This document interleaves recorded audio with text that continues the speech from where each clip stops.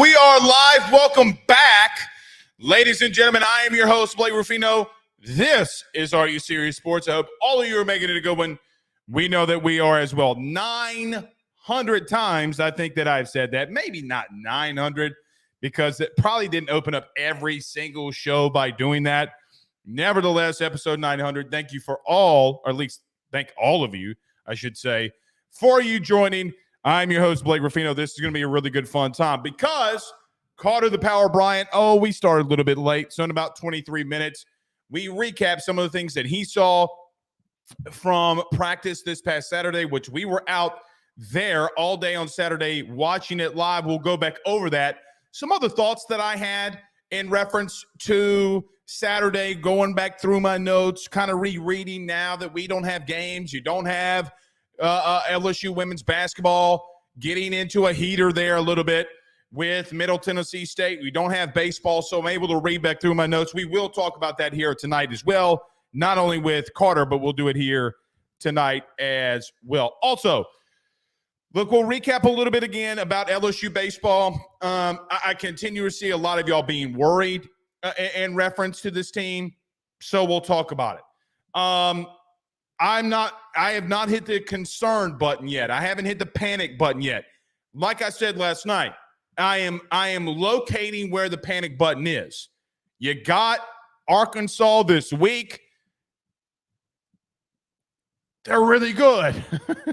And you got to go there, which is might not bode out well for you. But some things I'm hearing that's happened around LSU baseball, we'll touch on that. I think Jay Johnson said some things that are really inspiring. Maybe it gets the club going. Maybe they pull an upset this weekend versus Arkansas. We might talk a little bit of March Madness, some Saints there at the end, and then we'll just take a lot of your thoughts, questions, concerns at the end, mainly due to the fact it's episode 900. And we're not going to do it on Tuesday, I don't believe, because we'll have the post-game show, but we'll fill a lot of them here tonight at the end of the show. Tyler Townsend, welcome in. Says, let's go. Congrats on 900. Thank you. Here's to 900 more. 318-31 great in the house. Thank you, Tyler, for being here with us. Big J. Cole says, won't be able to make the live stream. In here early to congratulate on 900. I've been watching since 2020. Enjoyed every minute. AYSPHL top tier LSU content. Thank you so much, my man. Go Michael with the same, saying he's doing it in the lemon pepper steppers. Thank you so much for being here with us. Power Hours LSU. Carter, who's going to be joining us in about 20 minutes, says, new backdrop. Let's go. Yeah, I forgot about that. We got Burrow, LSU Jesus. I think it's a little off center. No, it's perfectly center. We got Burrow Jesus back here. Okay, yes. Got the signed Paul Skeens and Dylan Cruz helmet right here. Got some more things we'll be adding to here. Some collegiate NCAA tournament baseballs right here. So, yes, we do have a new drawback. I told you, man, we were getting some new things here as well. But thank you for joining us. Thank you for being here. It's going to be really, really fun. Eric Wright says 900 and a new look. Yes. Got the Burrow. Got the couple more stuff in here. We're going to be adding some stuff on here, too. Y'all thought I was joking when I said this is what I do with Super Chats. I wasn't joking. It's literally what we do. Every time you donate, it goes to something like this. You got the books. Obviously, we got to talk about Mickey, the Mickey Mantle book right here. The helmets, due to our good friend Brett Ciancia. So, yeah, new little studio. Feeling good, looking good. Namri, excuse me if I mispronounce your name, sir, but he says, listening from the River Paris in St. Charles. Good to have you in here with us. My man Lance says, looks good, bro. Better than the 1970 model paneling. Yeah, the old school paneling. Y'all didn't like the paneling? I mean, I did 900 episodes in it. I loved it.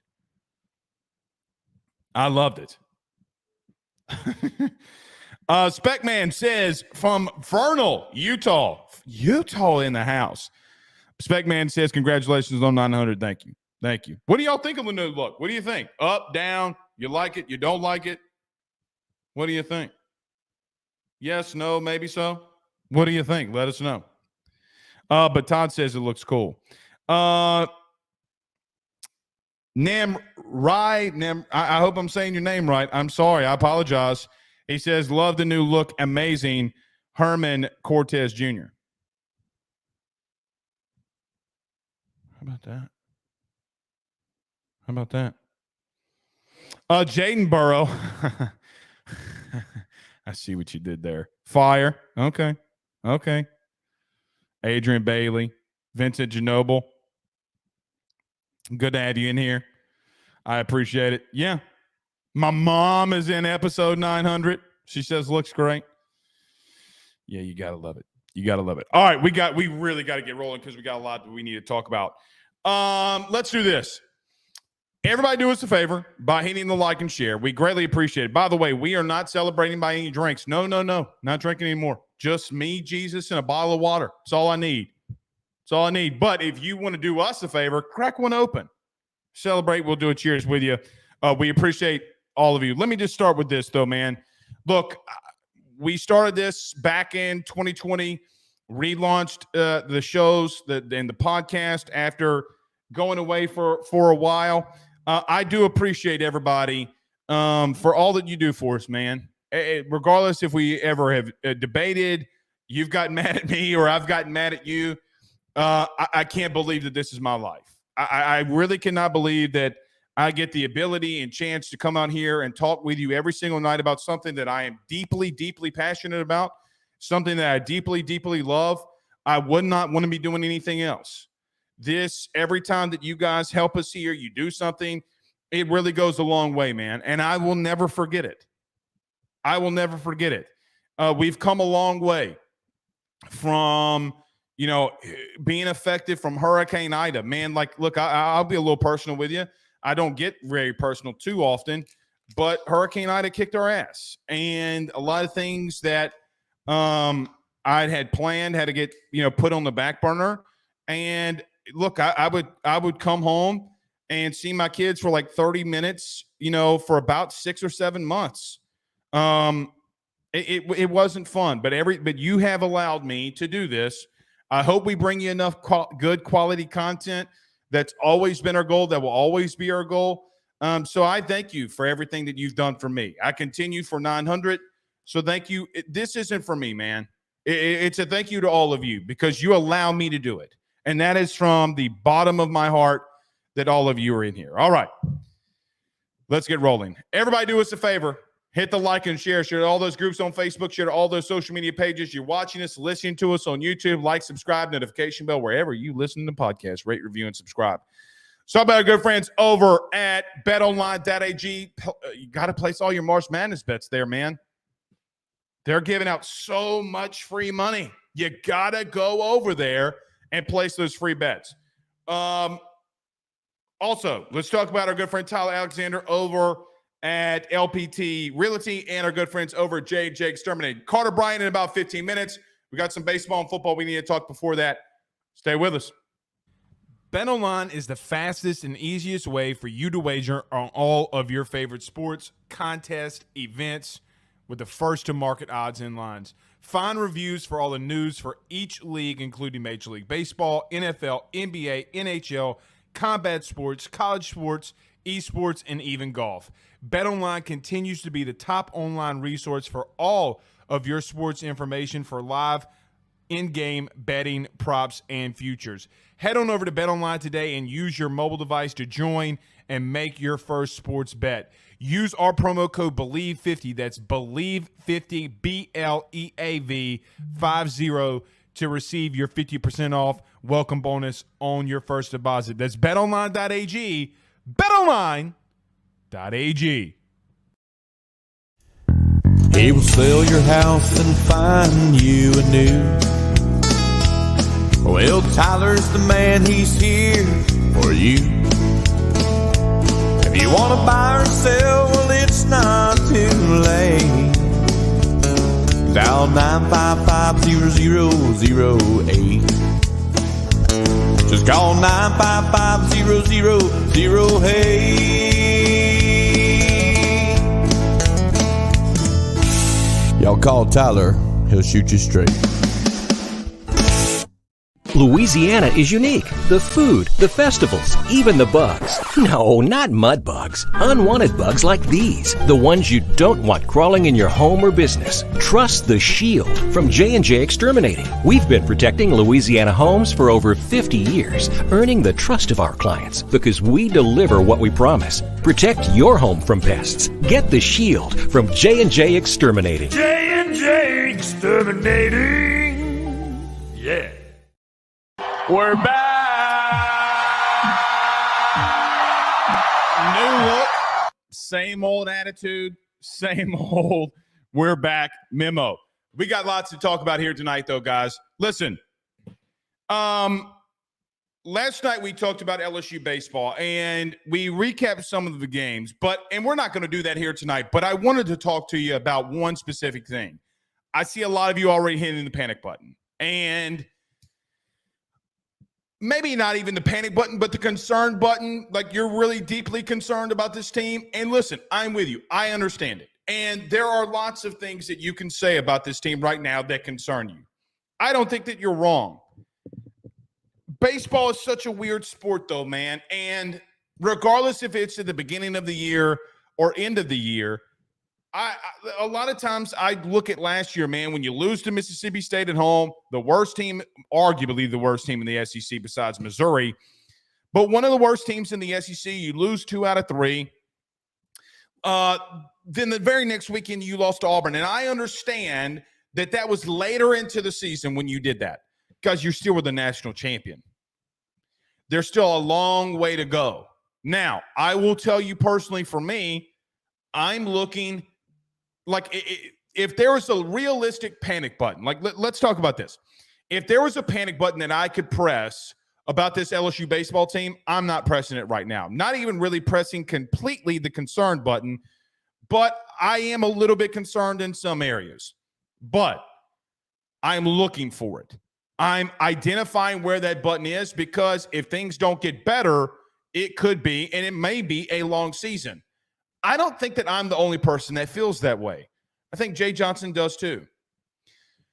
Yesterday after the game, after Jay got tossed for something that he's completely right in, after the umpire gave both warnings to both benches and Jack Caglione started running his mouth after striking out Hayden Travinski, Jay Johnson went nuclear. I don't think that Jay went nuclear over that incident. What I think ultimately happened is he was feeling it.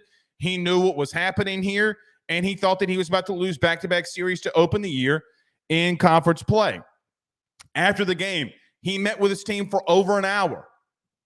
You know, I started making some phone calls today about what was going on, okay, in reference to some of those things that might have been said. And I do, look, if there is a coach on this team or on this campus, on LSU's campus that I trust dearly, it's Jay Johnson. Because he's gonna fix some things. And guys, the season is not over. It's not even close to being over. You could make a run in the back half of conference play and start winning series after series after series. There's no telling what can happen in baseball. But after the first 2, you can be worried. I do think that we're going to have to figure out what we do here with Paxton Kling. I know that there's a lot of debate in reference to him playing in the field and what he gives you there. I agree. Paxton Kling is one of the most electrifying guys in the field that you will ever have.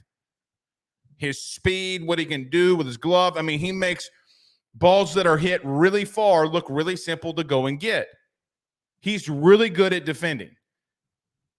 Because he's 1 of 24 in his last 24 at-bats. The one hit that he got was against Southeastern. That actually did win you a game. And that's why Jay's going to continue to go to him. I don't necessarily blame him there, but nobody is stepping up in Paxton Kling's wake for you to completely bench him or move him or sit him down. I don't think that that's going to happen. Here's another thing. I don't think it's as bad as some are leaning now to believe. Let me explain. Guys, being 0 for 8 and Saturday and Sunday with runners in scoring position, okay, it can't happen. By the way, in that 0 of 8, we counted today 3 of those of the 0 or 8 you hit into double plays. Drive killers. It's a massive thing that we spoke about last night. It is a drive killer. I look at this team and say to myself that, even in the Maneri era, now Skip didn't have a lot of these kind of teams. I don't know if Skip ever lost the first 2 weekends. Maybe we'd have to ask him. But Maneri did. And there is something to be said about a team that is young, that is working their way through some things. Because Bear Jones, Hayne Travinsky, they hit some massive bombs this weekend. And you would have had a completely different feel if you're able to hold on when it came to Saturday. Because you're not as far from being or having 2 series wins than you think that you are. It feels bad. And what adds on to that is because the last 2 national champions that aren't you, after they won a natty, they fell flat on their face. That is what the real concern is here. I understand your concern. I'm just not there yet. And it's probably going to take me a while to get there. Going back and rewatching all of the games today. Friday night, you make a Friday night against Mississippi State. 2 weeks ago, you make that play. You might be able to hang in there and possibly win that Friday night game. Saturday night, this past Saturday night against Florida, Jay's got to pull Ackenhausen. He's got to pull, because the reason he had to pull Ackenhausen is because Nate had bases loaded and worked himself out of a jam to get you out of the inning. Now, what you could say is you got to come up to the plate and hit more and score runs in extra innings. I don't disagree. You're going to have to hit better, and you're going to have to score more runs. But Nate was done, and Florida capitalized on it. Ty Evans crushed you and has crushed you. Colby Shelton hit a big home run on Sunday. Jack Caglione, guys, it's only a matter of time before Jack Caglione hits a home run on you and really starts getting going like he did on late Saturday, and even some of the things he did on Sunday. He went oppo on Javen Coleman and hit a bomb, and he was locked in after the jawing incident, I guess is what we'll call it.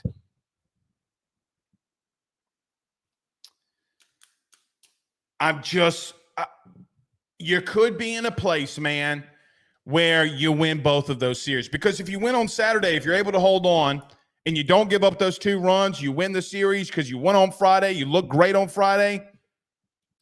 The thing that you would be saying is, hey, man, we went to state. We lost 2 or 3 to them last year, and we still won a national title.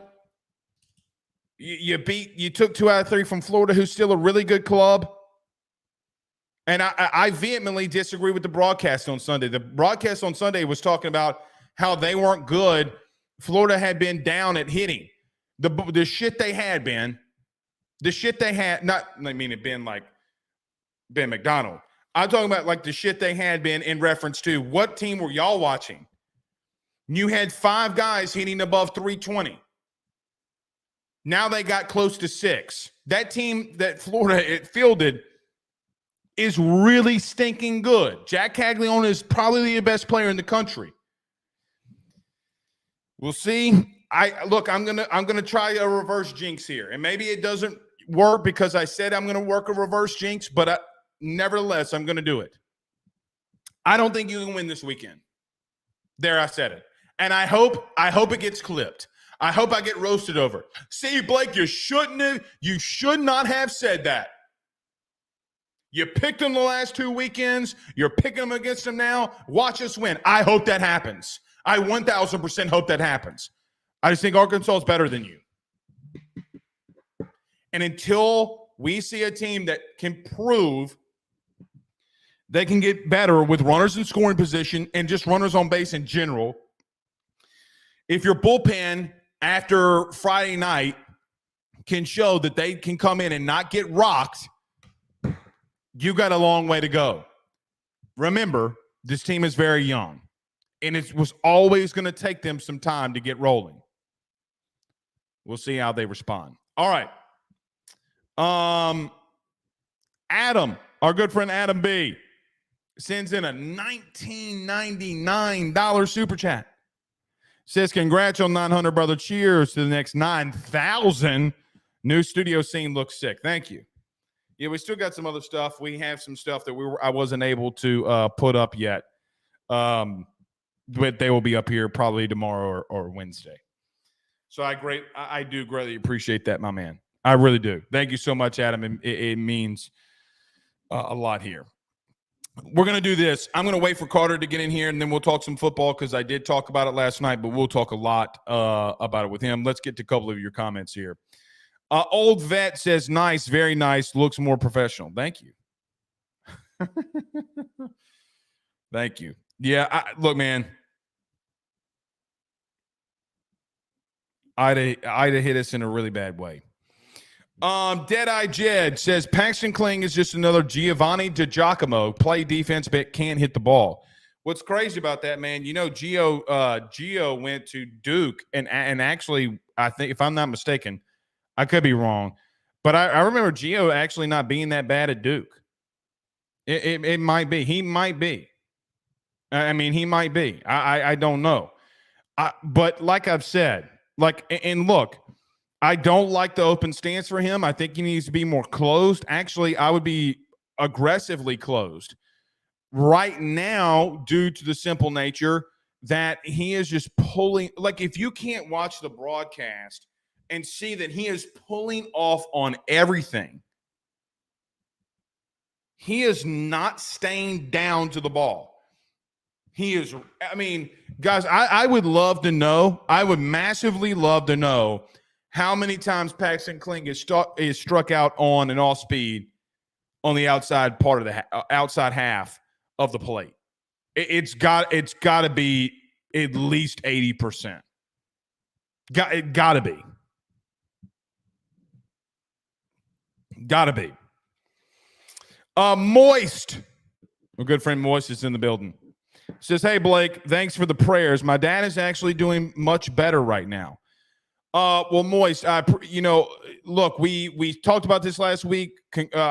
I'm so glad that your dad is doing much better. We'll continue to pray for him. Thank you for being here.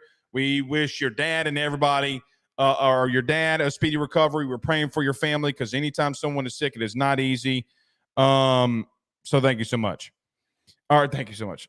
We appreciate you being here. Thank you so much. We will be continuing to pray for you.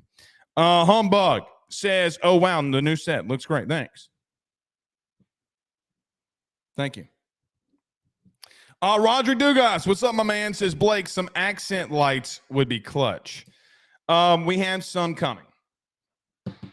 We're going to have like the on air. I forget all the other stuff that we got. We got, we got a whole bunch of stuff. Not like this probably won't be here, So, yeah. David says that Paxton Kling hits as bad as Cranford and Stafford, and we ship them out. Hitting 180 is not SEC LSU worthy. I don't disagree. He's still very young, man. It's the first time of him being a starter. Look, I mean, I get it. I'm with you. I don't know. Look, man. Well, here's one thing that's 1,000% for sure. Jay is not going to give up on him that easily. He's just he's just not. But here's the problem with the whole. I see a lot of people talking about Kling, and I do think Kling, ironically, might be a lot like Jordan Thompson from a fan perspective. I understand what you're saying. He's not the only one. Paxton Kling's not the reason you're losing. Like, not even remotely close to the reason why you're losing. He's a big part of it. I will admit he's a massive part of it, or a big part of it too. But so are a lot of other guys. You got to hit with runners in scoring position. Guys, you got to score more than 4 runs. You do. You can't score 4 runs and think that's enough. And then you can't, and when you have a lead in the 9th, you can't give that up. That's the shit that gets you beat. You had them beat until the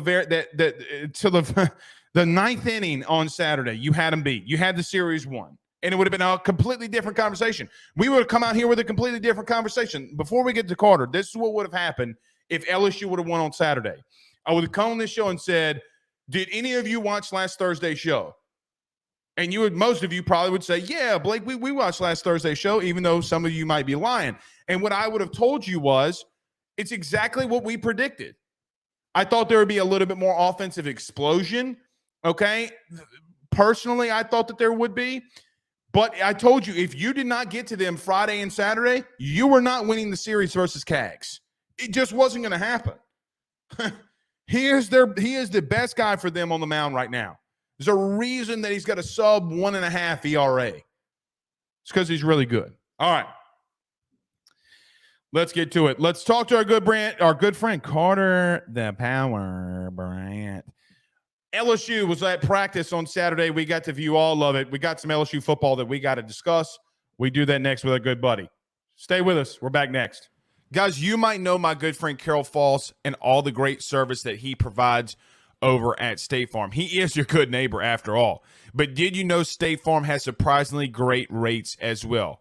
Along with the great neighbor service, State Farm agent Carol Falls has surprisingly great rates for everyone inside the state of Louisiana. So call him today at 985-395-4300, 985-395-4300 for all of those surprisingly great rates on auto, home, and life insurance needs. Like a good neighbor, State Farm is there, and individual premiums will vary by customer.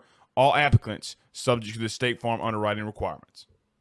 By the Drake Williams Law Firm, drakewilliamslawfirm.com. Whether you've been injured in an accident, you're preparing for a future with your estate planning, you're getting ready to close in on a real estate deal, or you're about to welcome a new addition through adoption into your family, or you're facing criminal charges, you need very experienced attorneys, and that is what the Drake Williams Law Firm will be able to do for you in navigating the legal system. The door to their cozy office in historic downtown Ponchatoula has been open since 1981.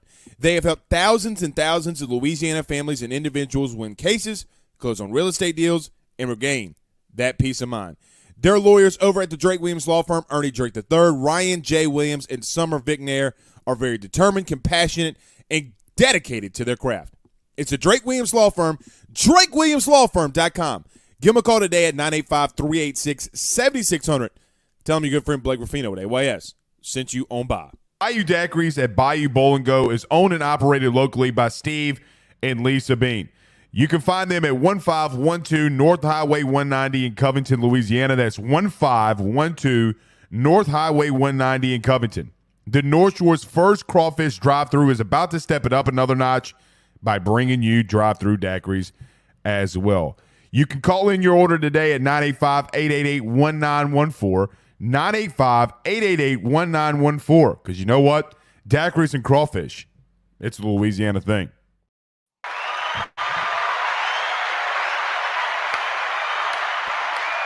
Carter the Power Bryant. Good evening, good sir.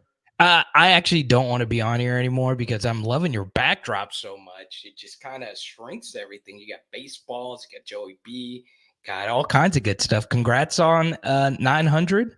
Number 9's a big number in Louisiana sports lore, and it's good to be with you, man. Why is 900? No, just the number 9. Oh, yeah. Well, and I got Burrow Jesus right here. My buddy Todd painted this. Okay, good. So Burrow Jesus is in the house. Yeah, there you go.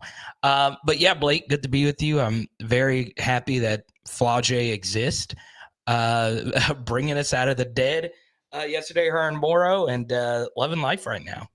All right, so look, we got tons to get here to you. Even though it's episode 900, we got the Kim Mulkey stuff we got to talk about, the game. I actually don't want to lead off with that. I actually want to talk some football before we get to the gossip part of our show here. So Carter, we were out at practice, or I was out at practice, and there was a lot that we could take from what we saw on Saturday. Brian Kelly given the full media access on Saturday. Let me just start off with a generic question. What is the biggest things that stood out to you so far this spring? Now that we've seen a full practice. Yeah, it's the people that were there saying that Sage Ryan has turned a corner when last year he was very inconsistent, and maybe it's just a case of him finding the position that he best fits. At this point, Blake, you always want to be. Oh, you got an earthquake going on? What happened? I absolutely just kicked the shit out of my camera. I love it. I was starting to get worried. I was like, what's going on? I have no idea what's going on here. But why you fix that? It's Sage Ryan. That's obviously the big story, and his dominant scrimmage performance for all of you to witness, and also Major Burns. Right, these are two LSU defensive backs who have struggled mightily in their roles, and obviously they are in new positions, and they are obviously killing it up to this point with Major Burns playing the nickel star position and Sage Ryan playing the free safety. And obviously, Blake, Brian Kelly briefly mentioned this in his press conference, the backup quarterback battle, not only the backup quarterback battle, the backup battle everywhere. Because it seems at this point, Blake, we have a good idea who the first 1 to 1.5 players are on the offensive unit. It's now a battle for who's going to back up all those guys. All right, bear with me here because, of course, something bad like this happens when you are trying to – there we go. No, you look good. You look good.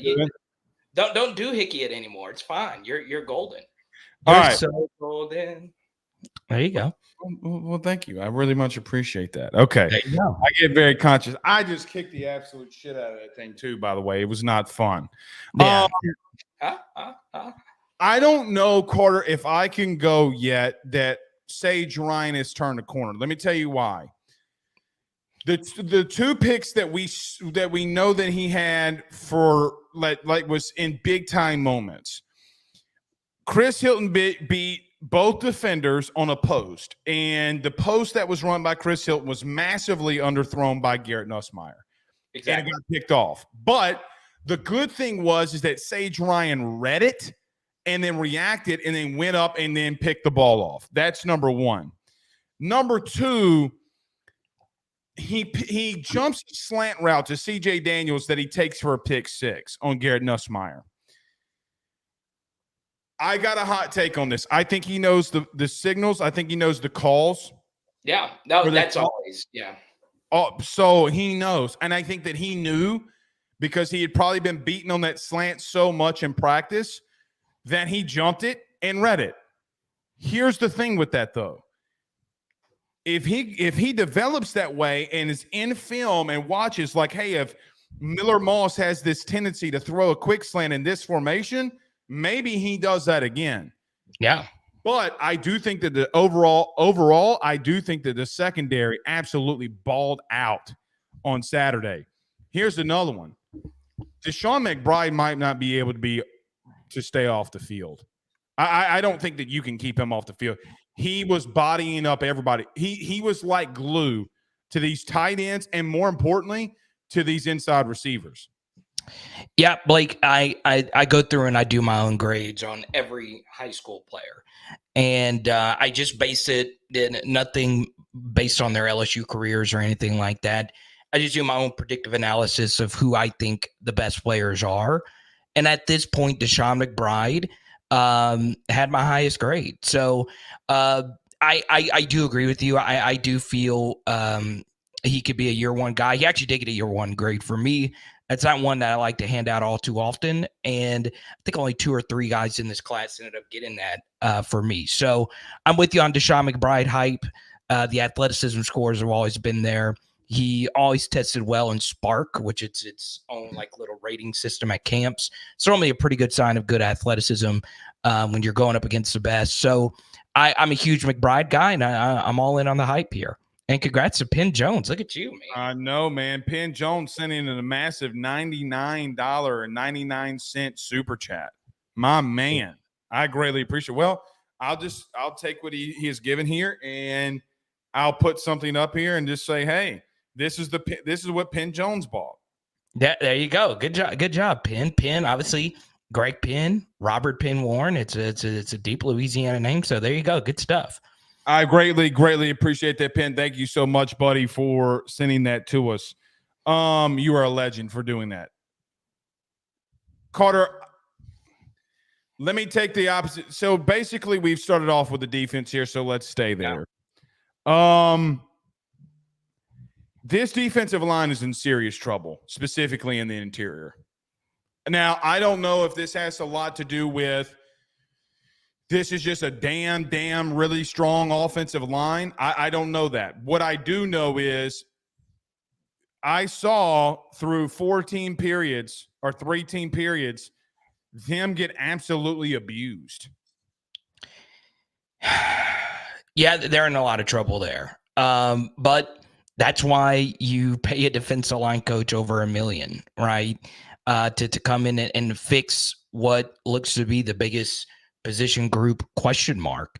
And there's issues, obviously, with all 3 levels of the defense. And one thing that concerns you, Blake, with the interior of the defensive line is that really affects your second level of the defense, right? And that's obviously Greg Penn and Harold Perkins at this point, being those softball guys, and obviously the Weeks brothers being in there as well. So, yeah, it's a tough unit. You hope. I think we can all agree that Jacobian Guillory can be a good rotational piece. I don't know if he is a bona fide superstar SEC starter level player. I think he could develop into being like a stud defensive tackle. But you're going to need more than that. You're going to need Jalen Lee to take some type of massive year 4 leap here. That might not happen. And then you get into Sean Washington, you get into a few of these other names, Blake. You kind of cross your fingers that Dominic McKinley can step in and be that guy right away, or you hit on some of these portal guys. But Blake, as you know, linemen are tougher to get in the portal. Skill guys are a lot easier to get in the portal, not only in terms of transition, but in terms of volume. There's just more skill guys in the portal than there are linemen. So you just cross your fingers, hope some guys take big leaps, and hope for the best.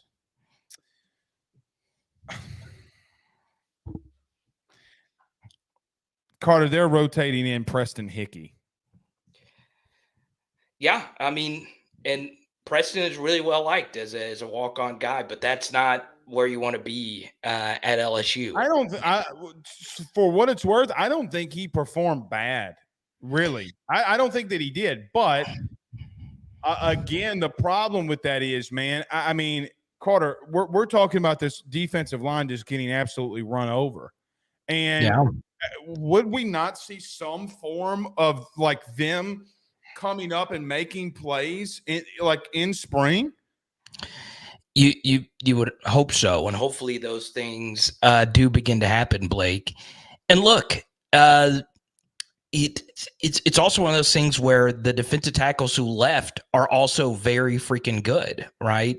They're all going to get drafted, even though they necessarily didn't play the absolute best. Some of that is scheme fit and them being inconsistent and hurt and whatnot. Anytime you lose 3 draftable defensive linemen, who actually all 3 of those DTs have actually improved their stock since the end of the season. They've actually all moved up draft boards, Wingo, Smith, and Jefferson. So, yeah, it's always tough to replace that type of capital. But look, the first defensive tackle that's going to be selected this year in the NFL draft is going to be a guy that was coached by the guy who's coaching your DTs now. So Byron Murphy is that guy, and he wasn't the most coveted player. So you hope you can get some big rear ends coming in during the April window, and they could come in and help you right away. Well, we don't have a choice. Carter, let me ask you this. For sure, it is the biggest deficit of talent since Brian Kelly has been here. Outside of quarterback, has there been a worser unit of personnel like going into a spring or a fall? Oh, you're talking about this current? Yeah, this current D-line room, interior D-line room.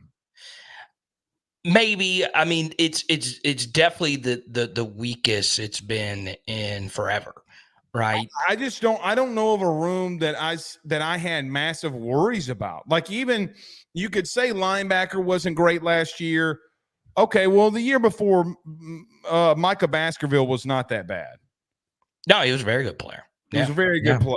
Okay, so I don't remember a unit being this bad. I mean, Carter, they got pushed around. Now, here's another thing to that: Tyree Adams moving a little bit over to the offensive side of the ball. Emory Jones out. Brian Kelly basically blowing it all off, saying, "Listen, my man's beat up a little bit. He got some stuff going on. He ain't gonna be here. He don't need to be here. We got Tyree Adams anyway." Yeah. Carter, he looked the part. I mean, he played well. He did well. I'd be real with you. I didn't really realize that Emory Jones wasn't out there until I started focusing on it. Yeah, and this is where, Tyree Adams really steps into the fold, because last year it was impossible for him to play because you had two really good starting offensive tackles that were for the most part healthy, and your number one offensive tackle coming off the bench was Lance Hurd. So if you're left Lance tackle, Hurd, who? That's what Tyree Adams said. Exactly. So normally I'm a guy that wants to see something out of a player as a true freshman, like a glimpse, a snap, a play, or something like that. But it was nearly impossible for Adams to play last year because of the rotation. So now he is offensive tackle number one coming off the bench. And yeah, I've heard he's looked really good. I actually really liked his tape coming out. He actually had I remember we had that conversation. Yeah. You actually thought that he could be up there more. You were debating him and Hurd. Yeah, I thought he was. I don't think that gap was as wide. I thought Hurd was a better prospect, of course, and I think Tyree can really be something. Well, what happened now? What happened to your chair? I'm having a hell of an episode. Dude. Oh, wait, so Penn puts that $100 super chat. He's telling you go get you a Peter Millar, man. Go get you some lumbar. Got to get some lumbar. You do something 900 times. You don't have to worry about shit behind you. I can lean back, which was what I was doing. I hit it. I got hit by a golf ball. Okay. And that fell off. Oh my god, that fell off. The LSU golf ball fell off. So then I'm like, oh shit. Then I hit something on my chair and I go all the way down. Yeah, that's insane. But it's me. It's my gravitational force, Blake Ruffino. Yeah. So look, Tyree Adams. You didn't miss Lance Hurd. By the way, Weston Davis is coming in, who probably now, I'm not going to say he's going to take a red shirt because I think the kid's freaking like a just overwhelming athlete. So you're not going to be able to do that. But I really do question, like, hey man, you get somebody hurt. Now you can just plug and play a little bit. I gotta be a little real with you. I don't know now if Miles Frazier does not have a little bit. Now, stay with me here. I don't know if Miles Frazier doesn't have a little competition of moving Emory Jones down to guard and Tyree Adams moving to right tackle. It can happen, but it's not going to. But he's good. That's a good sign. If you look at Tyree Adams and feel what they could do? They could 1,000% go full 2019 when Ed Ingram and Adrian McGee rotated. Yeah. Or what you can do, if Brian Kelly really wants to get a sex, in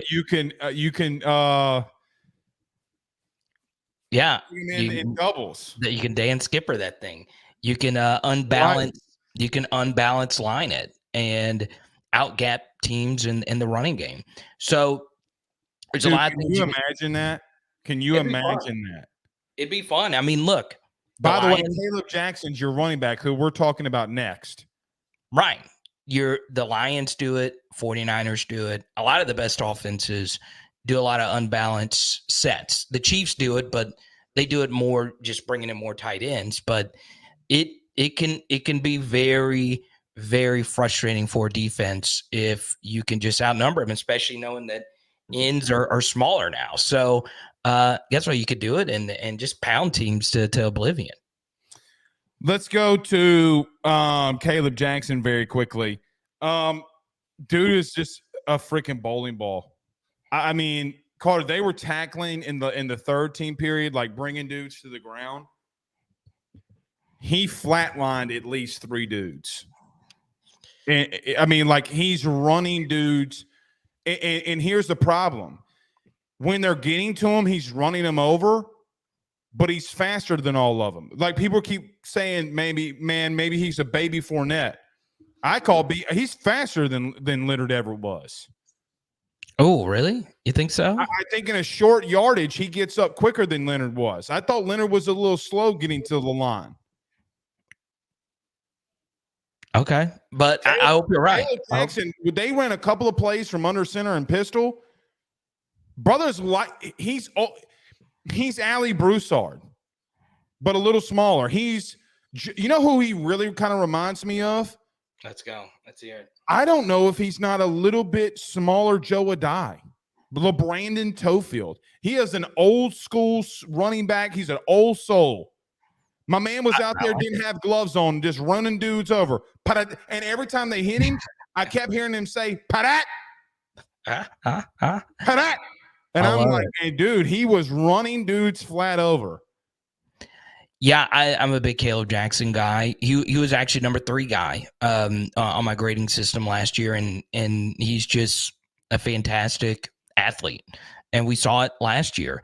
Obviously, his next development is becoming a good pass catcher and a more well-rounded back. And I think that's next in line for him.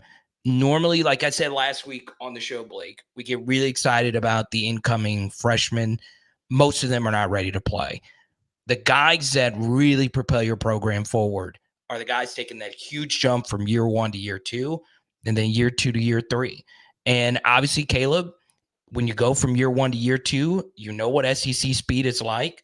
You then begin to add more nuance to your game. And athletically, he is truly breathtaking. So hopefully that continues to develop under Frank Wilson, and hopefully he'll be an 800, 900,000 yard back next year for LSU. Last thing for football, and I'm sure we'll continue to talk about this, but just to limit time because we got to get to Mulkey, which freaking sucks. You worried about Nussmeier throwing 3 picks in practice? Not really. I do think, and I wasn't there. You were there. But you know that it happened, and I know, and I had them, broken down, and people, and I saw a commenter bring up wind. Wind doesn't play as big a factor in like actual stadiums because, well, stadiums are huge, right? Wind plays a bigger factor. I don't get it on that post, right? The ball died, and look, if it was just normal conditions and no wind, the conversation you and I are having are getting well, and because the first one he threw to Kyron Lacy, Kyron mossed Jordan Gilbert and went over his back. Okay, like his name was I'm gonna throw a name out there, Jonathan Prothrow. Remember Prothrow when he made the behind the back catch against Southern Miss? Yeah, for Alabama. I thought his name was Tyrone Prothrow. Oh, Tyrone Prothrow. Okay, I think that's. I don't know. Prothrow. Prothrow. When he made that catch over the back, that's what happened to Jordan Gilbert. So that was the first one, but the second one got picked. But then the first one got picked. The second one, he's throwing a slant, CJ Daniels, and it gets picked by the same guy, I might add. Yeah, I'm honestly not worried about it. And Blake, this is how I've always been about QBs. I'm fine with you throwing picks in practice. I really am, because that gives you a mental note to not do that in a game.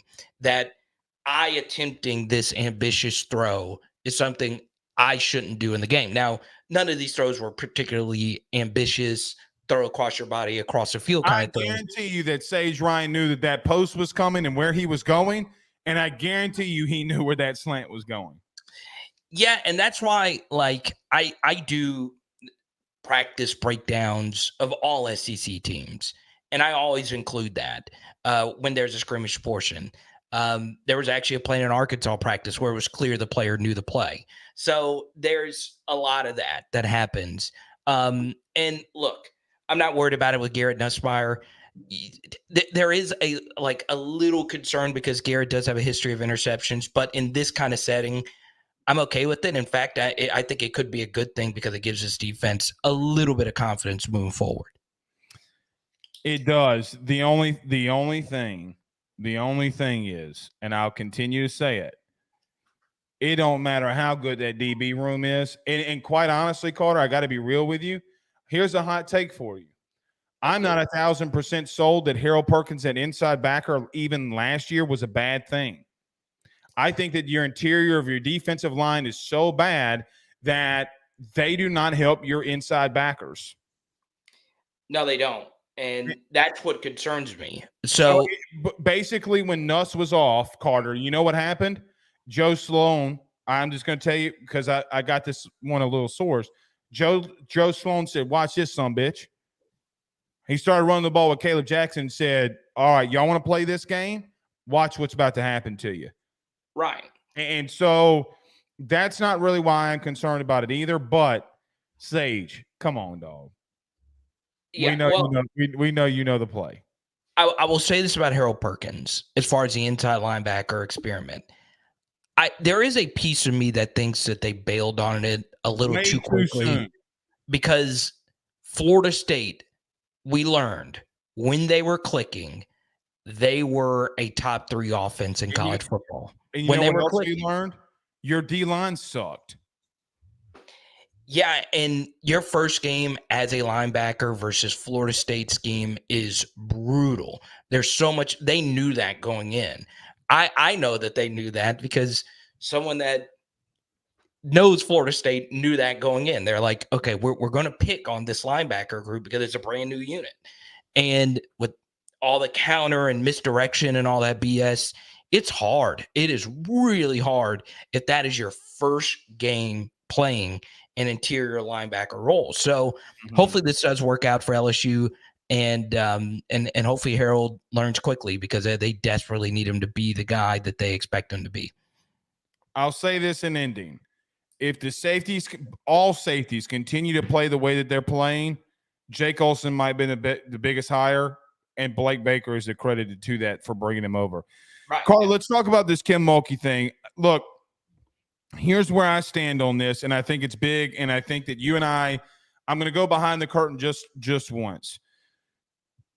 You are the guy that I run to every time when there's something going on with the media and a coach, because you have more experience in media than I do. And you grew up, but you educated yourself in schooling in media. So I'm going to ask you this, okay? Break down to me what this thing with Kim Mulkey is, because I understand what she's saying. I don't necessarily think she's wrong, but I do have issues with two things. Not really issues. Things I would have directed her to do. Number one, just wait for the damn article to come out. And if you're going to sue them, sue them. I understand what she's doing there, okay, in reference to she's trying to end this, like, maybe somebody at the Washington Post says, hey, you can't publish this because she's going to sue us.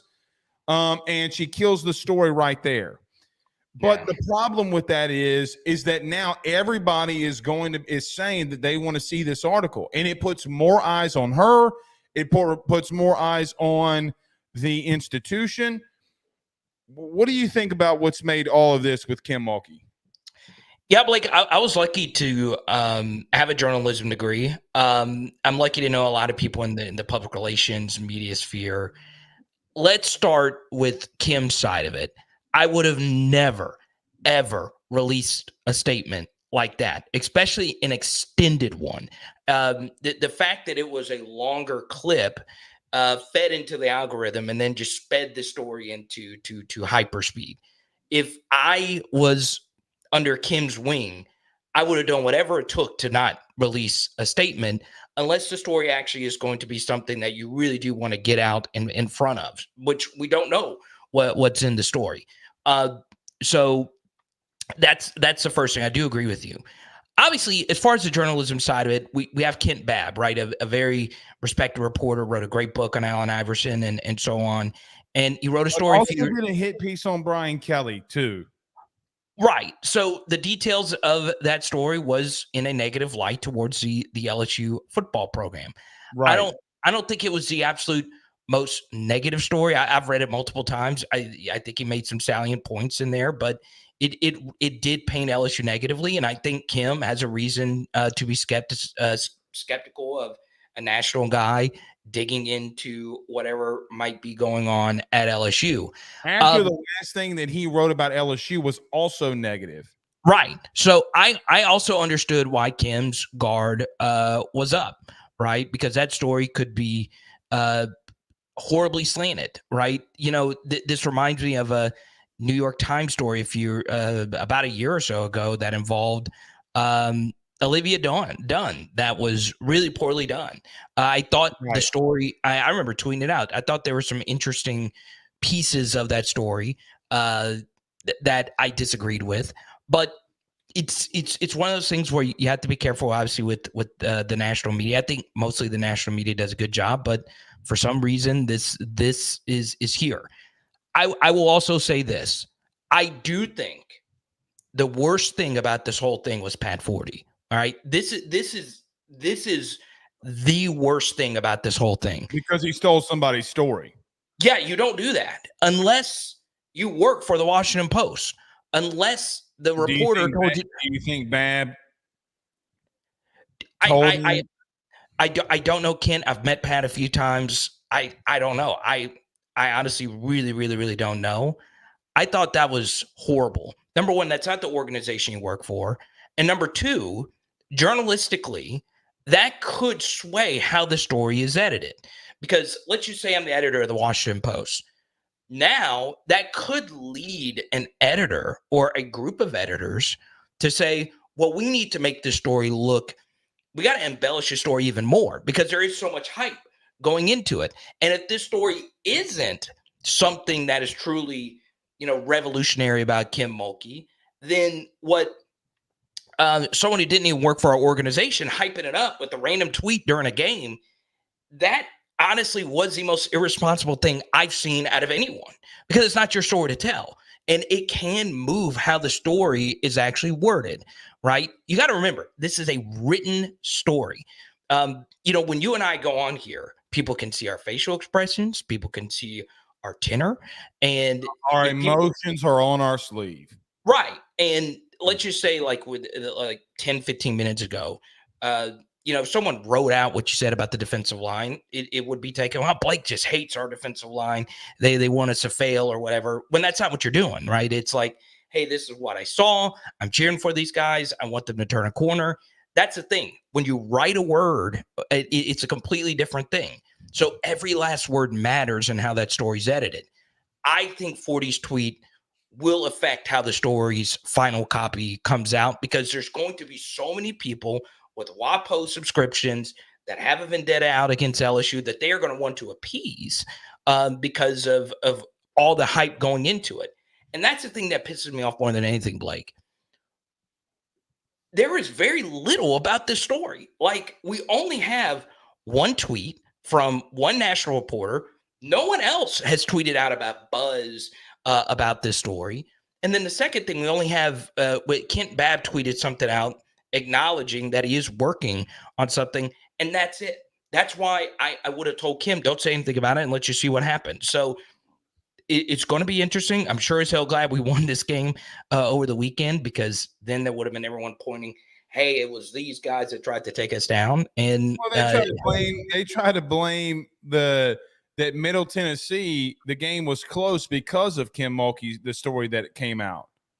And look, do I think this team could have been distracted with how poorly they played in the first half? Maybe so. Or maybe Middle so. Tennessee, that's got 30 wins and beat, I think Kim said 5 Power 5 teams.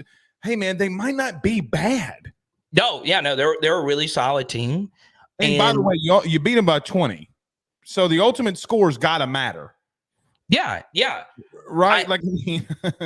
Yeah, and I think ultimately, Blake, when the story comes out, unless there is something truly specific in it, it's going to be a nothing burger. That's the thing. Ultimately, specificity is what matters. And the thing is, there's so many people out here that hate Kim for whatever reason.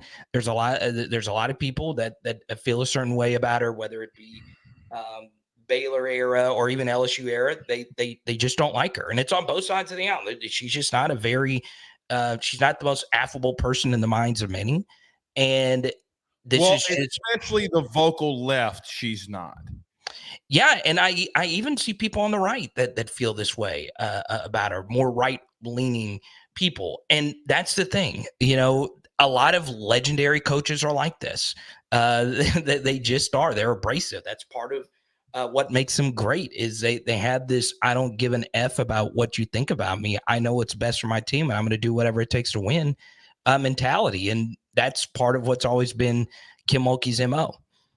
Here's the issues that I have. Number one, it's what Bab is doing is not journalism. Not to me. Well, we got to wait to see what the story says. Well, let me say why. We do know what the story is going to be about. He's told Kim. Let me back up. He did not tell Kim. He told Woodward, he told the administration what it was going to be about and what the questions would have been. Along with that, he acknowledges, from what I have been told, that he spoke with 60 unanimous or 60 players that want to name their names. Name, how do you say that? They want to be anonymous, right? Yeah. Okay, I have a massive problem with that. Massive. Because they're all anonymous. The problem that I have with it is basically for two reasons. I think the Washington Post, I saw something, and look, again, not trying to be political here, but that the Washington Post has put up more retractions in the last 2 years than anyone, okay, because of false stories and things that they've said, either from a political side or how they've done things. But number two, you legitimately wrote a hit piece on Brian Kelly and put a negative light on LSU so long ago. How can you write a hit piece on Kim Mulkey and not name anybody? It looks like you're attacking LSU. Then what I do think happened, I do think that 40 was told by Bab to release it and get it out there to get buzz about it because he didn't want to do it. Because I think Bab, who had been trying to get in touch with Kim for 2 years, has been hitting dead ends. And he got Pat 40, who Bab knew what would happen when 40, tweeted that out and the traction it would get. I think that this is highly calculated on both sides. But when Kim goes out there, this is what I would have refrained from her from saying, regardless if it's true. By the way, I don't care that she said it.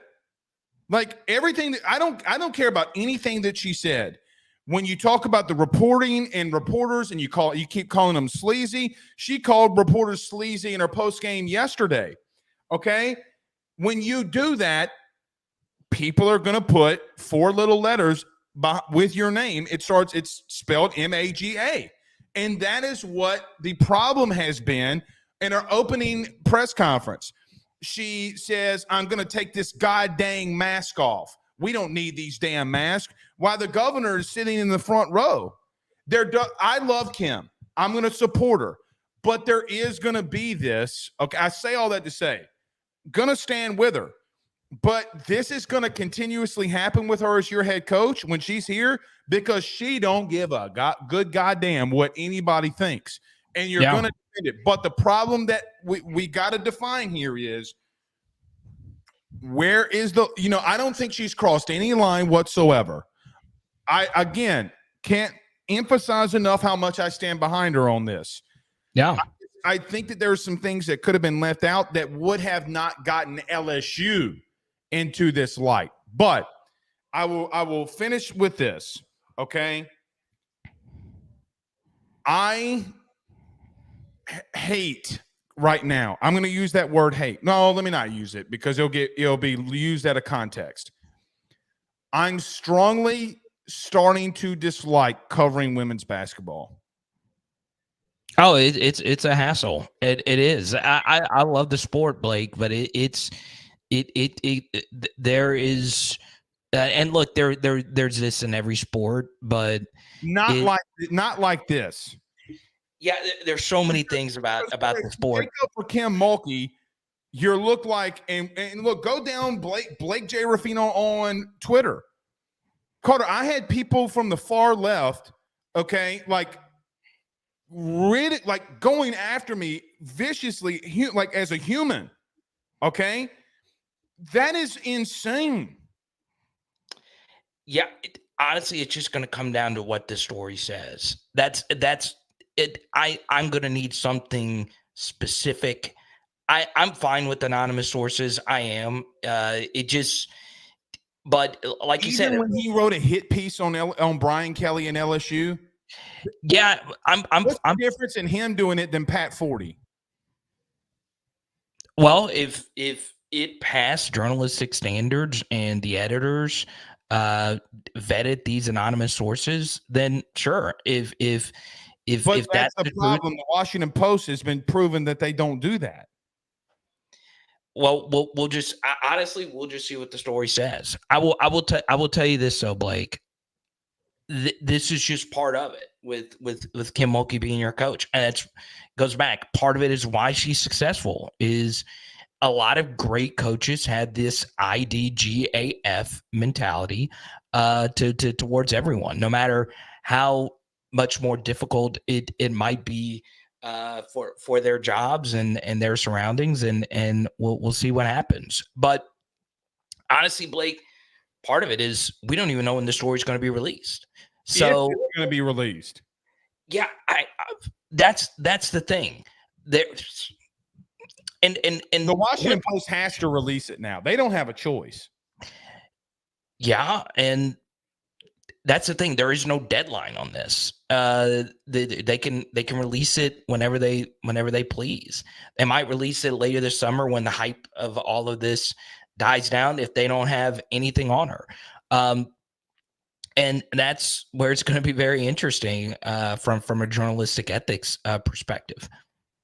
Last thing I'll say on this, okay, and I'll be done. There's a reason why I don't watch the NBA the way that I used to. It got too political. I don't think it's political anymore. It's not anymore. Carter, you remember 5 years ago, shit was bad. Yeah, the reason they're doing in the play-in. Carter, you got a college women's basketball game getting more views than any game in the NBA Finals. Yeah, I'm not a silver guy. I think even outside, he's ruined the NBA. Yeah, and that goes back to like a lot of our great sports leaders were a-holes. David Stern was an a-hole, and he knew it.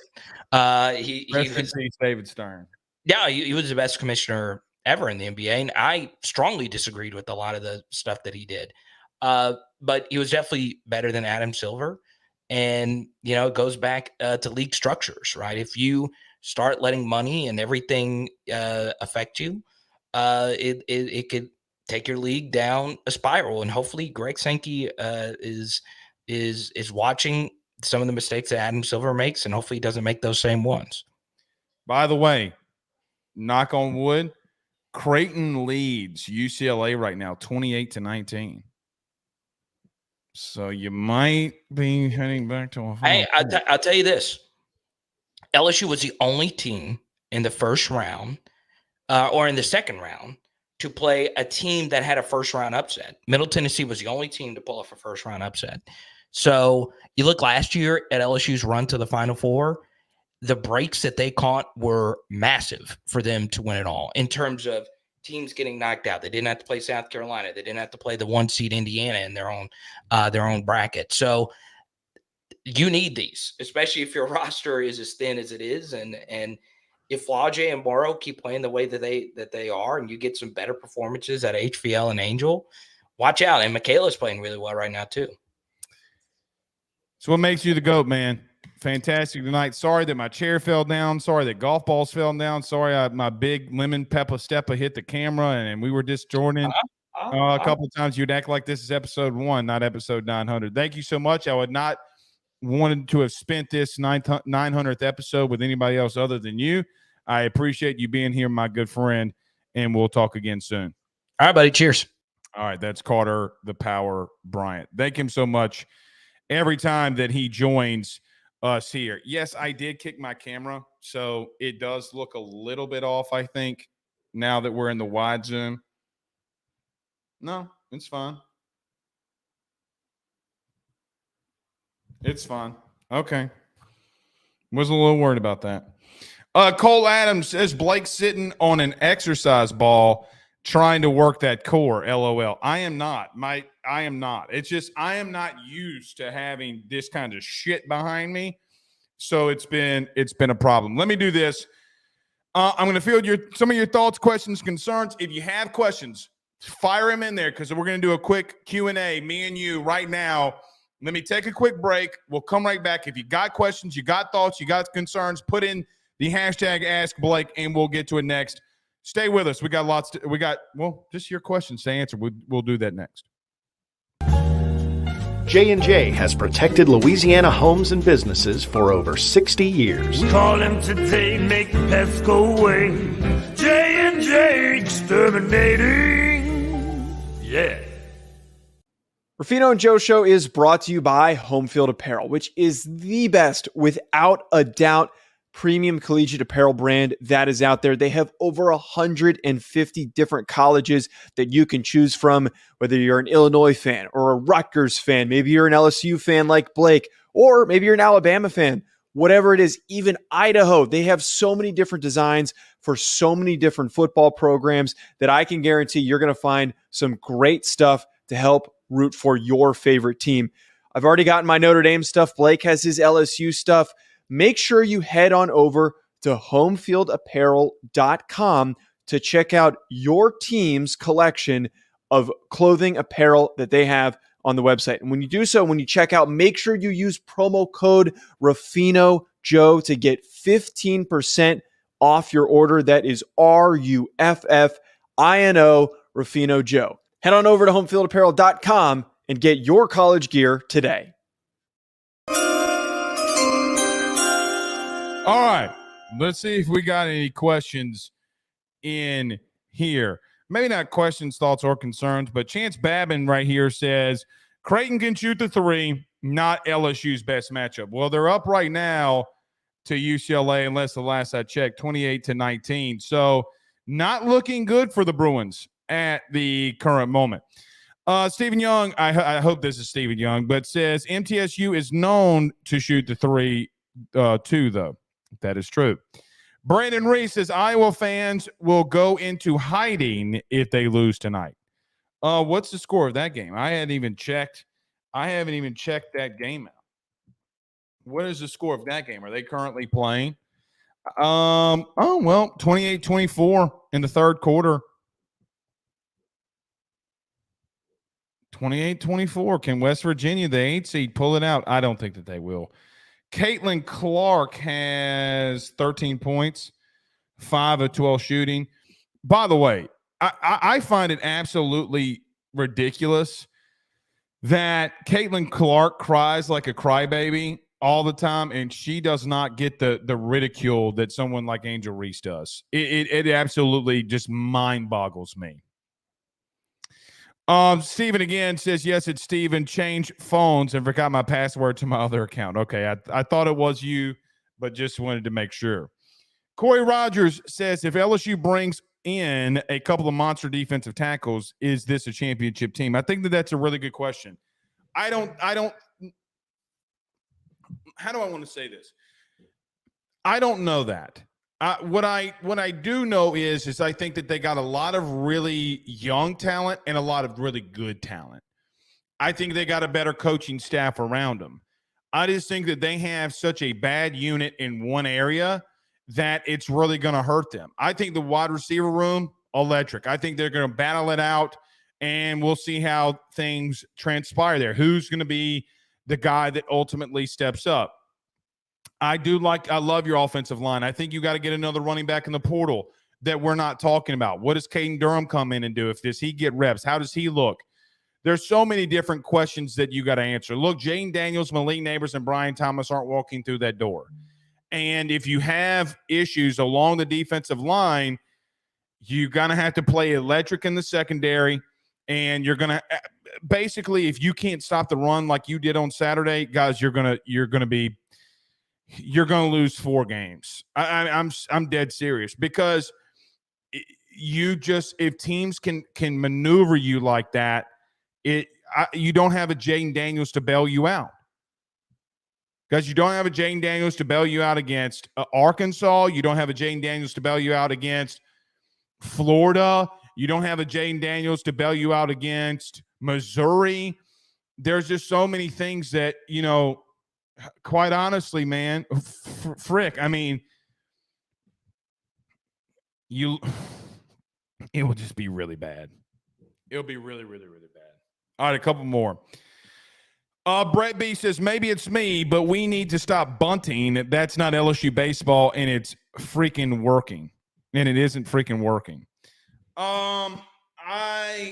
Brett, I don't agree with that. I wholeheartedly disagree, because the reason that you're bunting, which you didn't do a lot last year, the reason you're having to do that, you got to find some way to generate runs.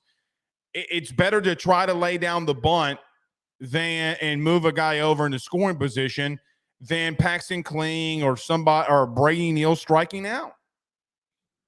I mean, they're having to find unique ways to get runs. They're going to have to continue to do it. I just vehemently disagree with you there. Brandon Reese says, Blake, did you see Carius Kern, the O-lineman? Yeah, I think you can play O-line. From Arkansas decommit, I did. Arkansas today, he's 6'4", 301 in the 2025 class. I did. I think I did. I'm going to make another phone call. I'm pretty close to putting a pick in for him on ayssnetwork.com/forum. All right. And Stephen Young sends this. He says, or worse, they're hitting into double plays. Yeah, 3 of the 8 of runners in scoring position, you hit into double plays. It's not, you can't do that. I mean, it's drive killers. All right, let's get out of here. Thank you so much for being here for episode 900. Here is to another 900. Thank you so much for allowing me to do this. My name is Blake Ruffino. This is AYS Sports. Hit the share button and the like button on the way out. We greatly appreciate all of you being here. See you tomorrow. Y'all have a good one. Peace out, Girl Scouts.